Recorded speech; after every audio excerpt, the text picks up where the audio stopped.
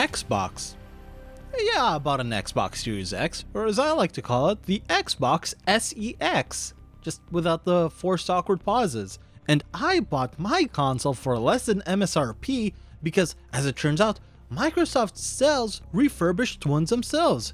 It came by in like 2 business days too, I'm surprised. I did record my unboxing of it, but there really wasn't that much interesting to go off with the unit. It's painfully bare bones. There's no manual, all it had was a pair of cables, the Xbox, and a controller. It did come with a nice Xbox Series Xbox though.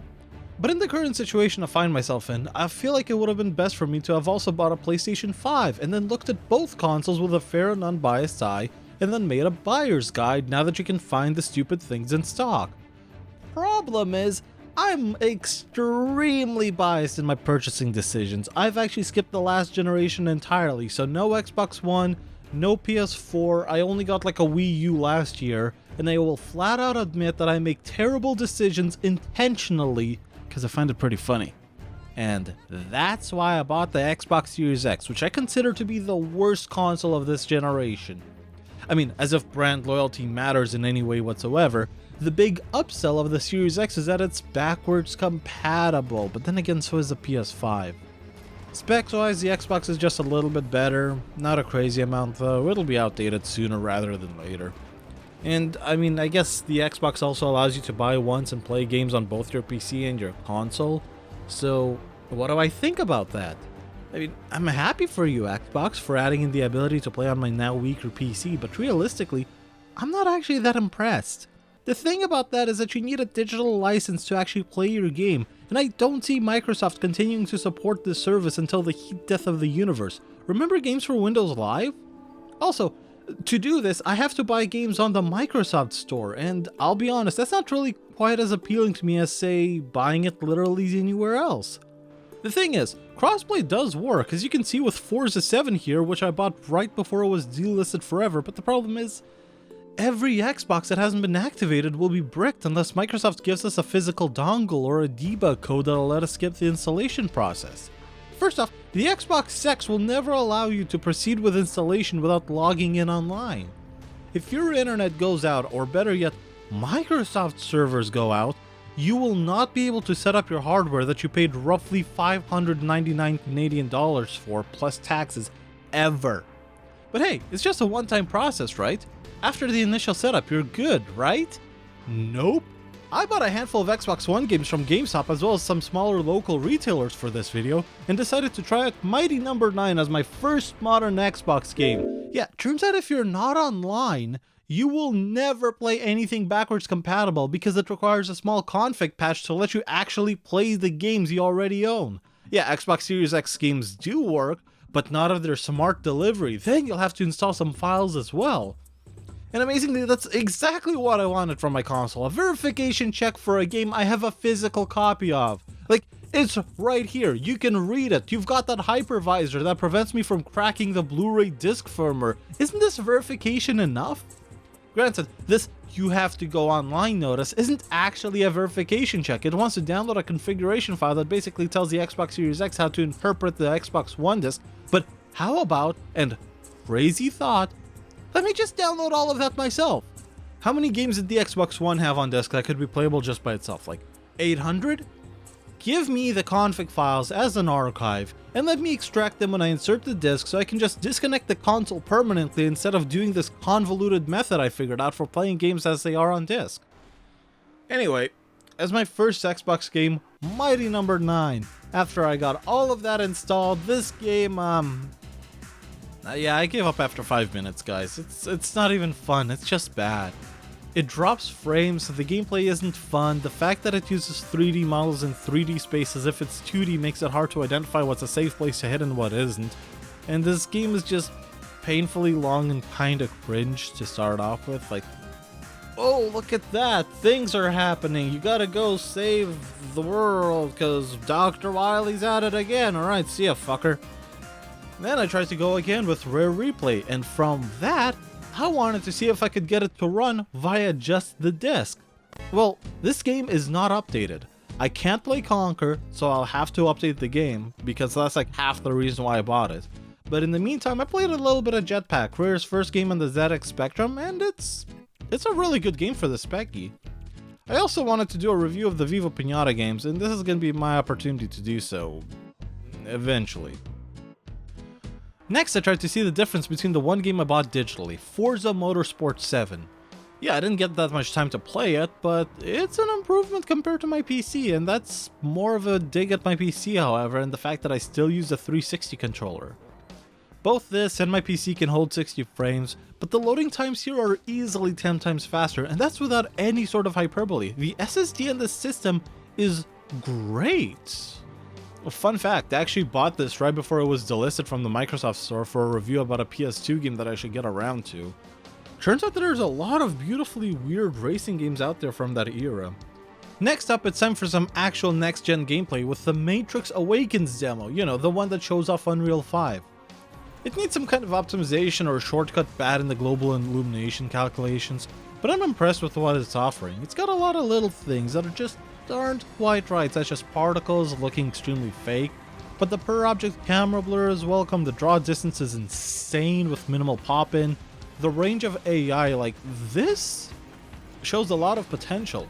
And I know that like Rockstar is working on Grand Theft Auto 6 right now, at least I hope they are. And this demo took only a couple months of work to make. They have their work cut out for them. Recreating this, but for an actual game, is gonna be really difficult. Like, yeah, this is really hollow for a tech demo, but that bar is set. But speaking of Grand Theft Auto, I also bought Grand Theft Auto Definitive Edition. And I'll come out and say it, this is a very hard maybe for me to review. Yeah, like, I know that the time's already passed, because I wanted to do that at the release, but everybody else was talking about it. Like, a lot of the bugs are already fixed. It's just a really ugly game without allegedly remasters the graphics. Also, the performance mode doesn't hold 60 FPS, which is a shame, but at its core beats the heart of a timeless classic. But all the glue that just holds it together is the crappiest, cheapest stuff I've ever seen. Like, yeah. I might just go and play the PS2 versions instead, even though they perform quite poorly and look quite low resolution-y, but hey, at least they work well, they're consistent, they don't have this weird shadow around everything because of how it calculates ambient occlusion, and yes, I did buy the game at MSRP and damaged the box opening it like an ape. Alright, Disney's Frozen Freefall Snowball Fight, yeah! This is a thing on the Xbox Series X. This is what you buy the console for, and honestly, I played this game a lot more than I was expecting to. And for a Match 3 game, yeah, it's not doing anything special, but it's not doing anything offensive either, and like, it's free. You can just go and download it. Yeah, this can work on just about anything with pixel shaders, but compared to Mighty No. 9 and GTA, this might as well be a masterpiece. And on the same note of weird free games that I wouldn't expect to be on the Xbox X, Queen's Quest V. Yeah, it's nothing special that's doable exclusively on the Xbox, but it's A, free, and B, fun. It's not a deep game with puzzles that'll leave me thinking about them for days on end and require a pen and paper and references stuff from hours ago, but like, it's a hidden object game. The bar for them is really low in my eyes. And yeah, you can make them deeper, you can give them more rich storylines, but do the players want that? See, this is why I'm not allowed to make hidden object games, but I only translate them, because it would be costly and difficult to make a murder mystery based off a Ukrainian apartment I stayed in that was full of just hoarder level stuff and infested with cockroaches. Would anybody even really want to play that?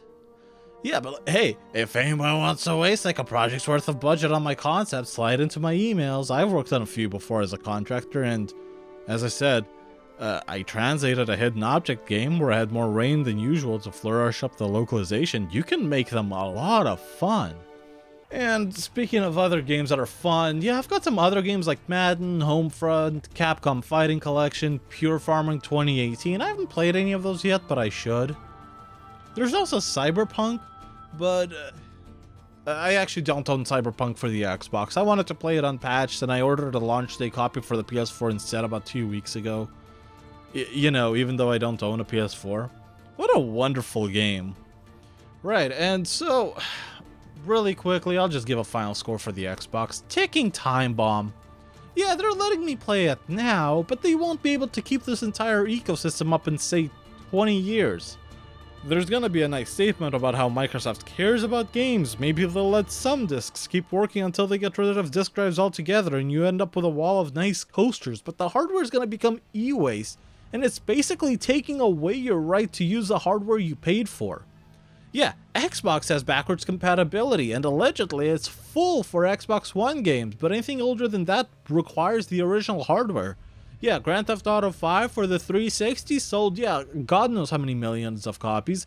You can't play it on the Xbox One and Xbox Series X, you gotta go buy it again. Yeah, okay, fine, that's fine now that, you know, you can go and get your original hardware and original disc, but what about the future? Is Microsoft gonna keep supporting these games forever then? How would you play these games that are coming out right now if the Xbox authentication and update servers die for good? Let's say that this happened 10 years ago and that backwards compatibility isn't a concern. All media older than, say, I don't know, 10 years doesn't work anymore. The original Mickey Mouse cartoons? Gone. Terminator? The only one you get is Dark Fate. You want to see the 1985 original?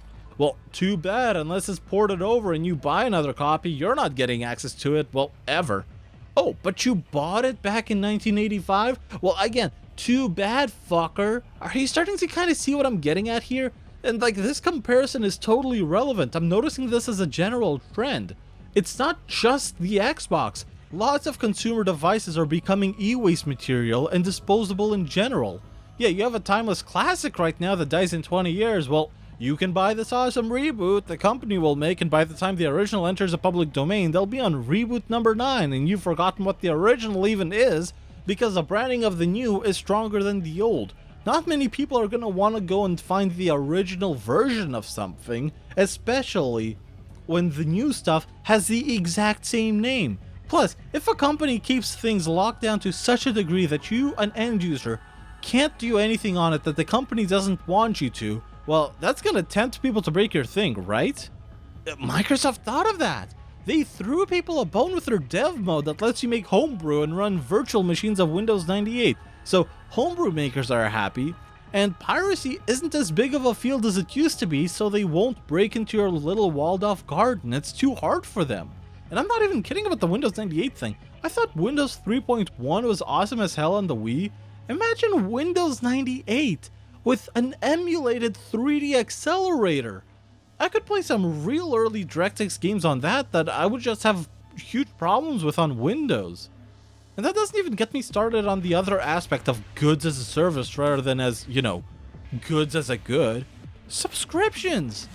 Yeah, everywhere I go, Microsoft is pushing me onto their Game Pass like, ooh, it's $1 a month for 3 months and you get all the latest games.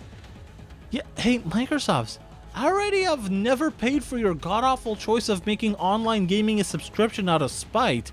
Maybe you could shut up about this as well? Like, I don't want to pay money into a pit that gives me nothing in return other than a hole in my wallet. I literally only use a single subscription, and that's for web hosting. I don't have Netflix, I don't have the modern versions of Adobe, no Gym, no Spotify, no Xbox Live, and especially no Xbox Game Pass.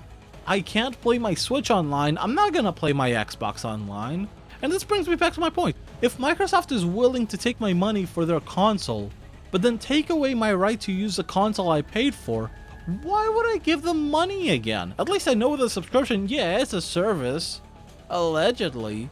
But then you get situations like that thing with Sony, where people paid them for movies, and then Sony takes away their rights to watch movies that they paid for? And like, I'm not sure how this is gonna end right now, but hey, I presume it's gonna be no refunds. So why did I give them money this time if this is a precedent that they're gonna set? Well, because I didn't know until I got the thing. Not like I can or even want to refund the thing either, just let me use my Xbox the way that I want. And maybe I won't think about cracking the damn thing so I can keep using the console in the future. Yeah, maybe like 20 years from now I feel like, oh yeah, I want to go and play this Xbox One game, but the servers are dead. Sucks to be me, I didn't install it beforehand. Ken Akamatsu's got the right idea. Let me play it back 50 years from now, Microsoft, even if it means I'll have to stitch together a dozen consoles myself just to have enough working parts. Like, you know that someone will remember that meme from the Telltale games? Yeah, I remember Servarium. I'm gonna remember this too. This is why I consider Xbox to be the worst console. Yeah, the Switch with cartridges, yeah, it just works, even though hacking for it is a nightmare and it's gonna be kind of difficult for me to get like the latest firmware update. But you know what? It just works. The PS5, yeah, that just works too with physical games. This Xbox? That's a Tekken Time Bomb for $5.99. What a great deal.